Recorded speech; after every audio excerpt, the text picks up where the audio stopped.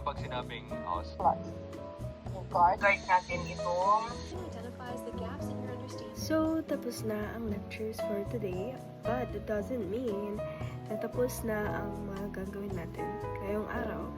Kasi meron pa tayong mga activities and also need ko tapusin yung mga trances ko para wala na akong iisipin masyado, like, with the time ng exam namin. Anyway, so, ayun na nga, ang gagawin nating activity ngayong hapon is una-una is biochem, individual and group activity.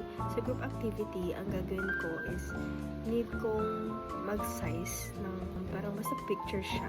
Need kong i-size siya for my groupmates kasi nga online learning kami today since may bagyo.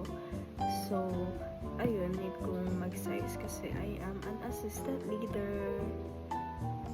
And ayun, then of course, day of entrances, kailangan ko tapusin yun. Need ko rin basahin yung module 2 kasi wala akong na-gets sa lecture kanina.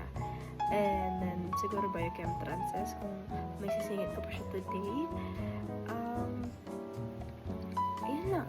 Oh, and maybe Anafi reading sa chapter 3 or yung module chapter 3 hindi. Chapter 5 ng Anafi. And then module 3 sa module. Pero tingnan natin kung may sisingit ko pa yan.